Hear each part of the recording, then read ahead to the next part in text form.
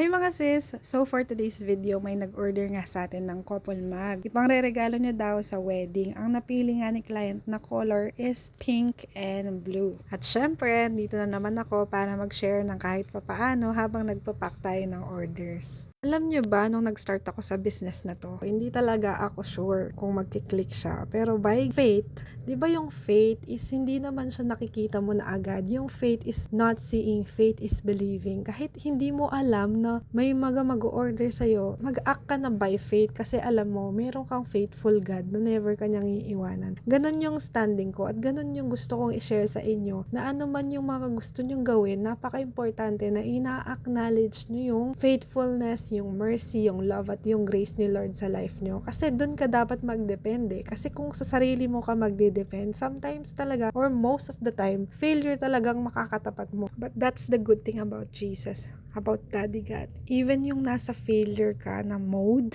even yung nasa brokenness or nasa lowest point ka ng life mo, nandun siya lagi. Hindi siya mawawala sa senaryo. Lagi siyang nakaalalay sa'yo. Palagi ka niyang binabantayan. Hindi ka niya hinihintay na magkamali. Kundi kapag nagkamali ka at nasa lowest point ka ng life mo, lagi siyang nandun to lift you up and to comfort you. Para alam mo na may kasama ka at hindi ka nag-iisa. Ganon magmahal si Lord eh. Hindi mo siya masyadong feel ngayon, pero kapag nasa lowest point ka na ng life mo, dun mo lalo siya ma-appreciate kasi silent lang siya, pero nag-work siya sa life mo nang hindi mo napapansin. Kasi minsan masyado kang nakafocus sa sarili mong lakas, sa mga nakakaya mong gawin, sa mga kaya mong ibigay, sa katalinuhan mo, sa kabaitan mo. Hindi mo siya napapansin kasi masyado kang believe sa sarili mo sometimes or most of the time, as usual. Ganun naman talaga tayo. Minsan talaga believe na believe tayo sa sarili natin. Kaya kapag nag-fail tayo, bagsak talaga tayo, down na down. At kapag wala na sa'yo lahat, doon mo palang makikita si Jesus. Doon mo malalaman na siya yung hindi nang iwan talaga sa'yo. At yun yung dahilan kung bakit inalaw yun na mangyari ni Lord sa life mo. Kasi mahal na mahal ka niya. Ayaw ka niyang mag-depend sa sarili mo.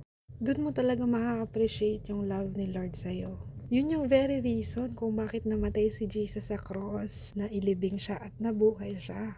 Kasi nga hindi mo kayang gawin yun on your own. You need Jesus every second, every minute, every hour, every day. All you need is Jesus. Kaya pag hindi mo na kaya, let go and let God. Cast all your anxieties on Him because He cares for you. So I hope after watching this video, ma-appreciate mo at makita mo yung pagmamahal ni Jesus sa life mo. Na kahit na dumating ka sa point na ang tingin mo na lang sa sarili mo is unworthy, God is telling you that you are enough, you are worthy because of the blood of Jesus that was shed on the cross. And that is the reason for this season.